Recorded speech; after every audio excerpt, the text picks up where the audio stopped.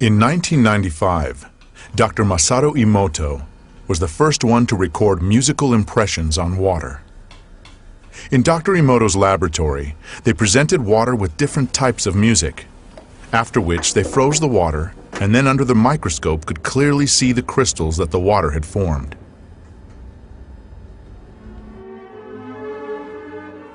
Here is what the music of Bach looks like.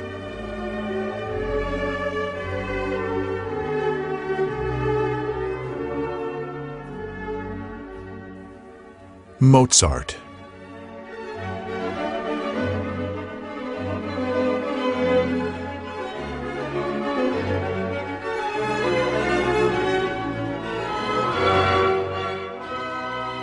Beethoven.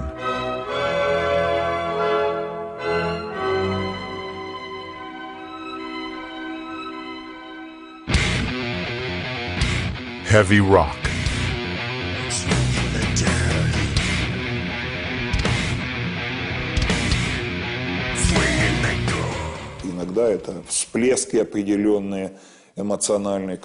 Sometimes it's just certain eruptions, emotional ones, which cause such absolutely negative results.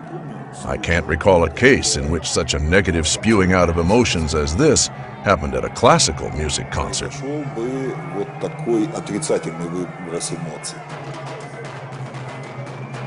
Experiments show that aggression causes a sharp change in water's memory. Such water can provoke an aggressive state in hitherto calm people.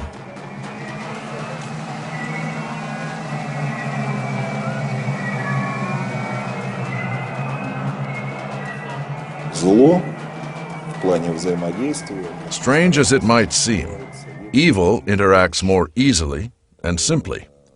Apparently, this has to do with the sensitivities of human beings who always feel negative things more acutely.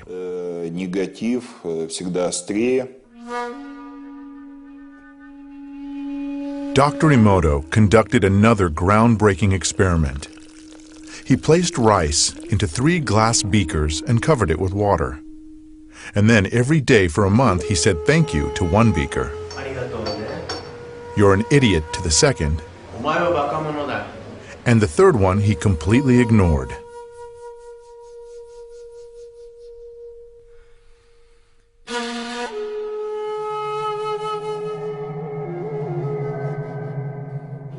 After 1 month, the rice that had been thanked began to ferment, giving off a strong, pleasant aroma.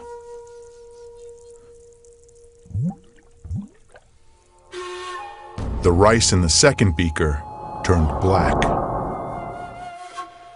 And the rice that was ignored began to rot. Dr. Emoto feels that this experiment provides an important lesson, especially with regard to how we treat children. We should take care of them, give them attention, and converse with them. Indifference does the greatest harm. It may not always be easy to do, and almost always it takes practice. Practical experience show that hatred, rage, and even annoyance not only exert a destructive influence on other people, but they also give feedback. Das beginnt geistig in Gedanken, wenn man negative Gedanken aussendet. Intellectually, at the level of thoughts, a person who sends negative thoughts is polluting his own water, of which his body is 75 to 90% composed, and giving it a negative charge. Dieses Wasser negativ belasten. Many laboratories around the world have repeatedly carried out an experiment that produces similar results. Water from a single container was divided into 2 portions. One part was subjected to an outside influence that changed the structure and properties of that water. The water in the second flask acquired the same structure and the same properties after a certain period of time, even if the 2 portions of water were a significant distance removed from each other. The water has a very important photographic memory, we can say that, and also you can imprint it with very subtle energies, even from 10,000 kilometers.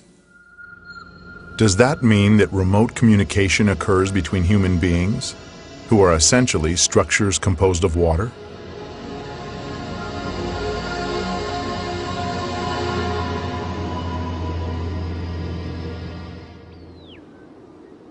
In February 2005, Professor Vyacheslav Zvonikov and a group of colleagues conducted an experiment to confirm or disconfirm the hypothesis that remote communication between people is possible. Two people are 10,000 miles apart. One is in Moscow, the other in South America near the city of Santa Elena. Here we have the virtual brain of the experiment's participants. During the 15 minutes before the experiment begins, there are no visible correlations. The least change in posture, pulse, or respiratory frequency is recorded.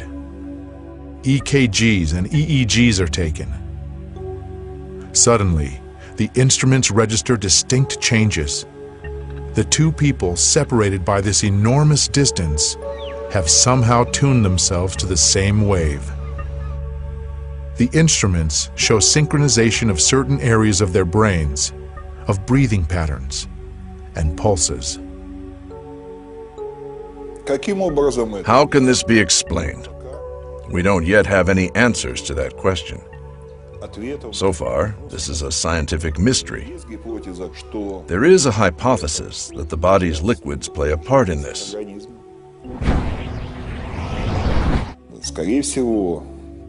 Most likely, and we do have a good deal of data to confirm this, liquids within the body also carry out a sort of information transmission function. So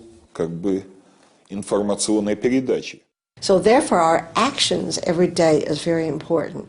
And our actions are related to nature, to the whole cosmos. So what one does doesn't just affect themselves, it affects other people and it affects the whole universe. We studied water during solar eclipses and when comet Schumacher-Levy was passing, in those periods of time. And it turned out that a tissue culture in water, when a solar eclipse is in the offing a week ahead of time before the eclipse, when everything is still far ahead, it already begins to fade. The water showed a direct connection to the event.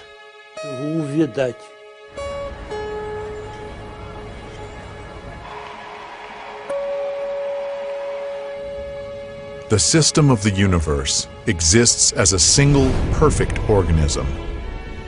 All of its parts, including us and our Earth, are inseparably bound together by huge streams of information. And on our planet, water plays the key role in how the information is exchanged. In effect, it is the medium through which all nature is governed.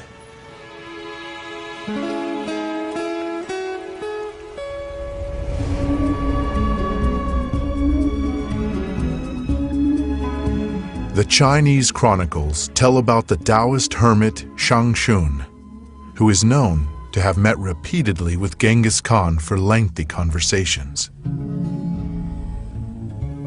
Once, when the country was being ravaged by an unknown epidemic, the ruler of Beijing asked the hermit to protect the people. He prayed, and the sickness retreated. In reply to numerous expressions of gratitude, the hermit said, "Prayer is not a thing. All it requires is faith." Exactly. Many people think that thought or intention, the word we use is intention, can be imprinted on the water. That is a possibility. Like prayer, if you go to Lourdes, is it prayer that is imprinted on the water? The Holy Scripture contains these marvelous words, "Nothing shall be impossible to him who believes. If ye have faith as a grain of mustard seed, ye shall say unto this mountain, Remove hence to yonder place, and it shall remove." Here the mountain is just a metaphor, of course, but it helps us understand the power of faith. All of mankind's sacred books contain stories about people who were able to create miracles because of their profound spiritual knowledge. Legend tells us that the sea parted before Moses because of his unflinching faith that the Lord would not abandon his people.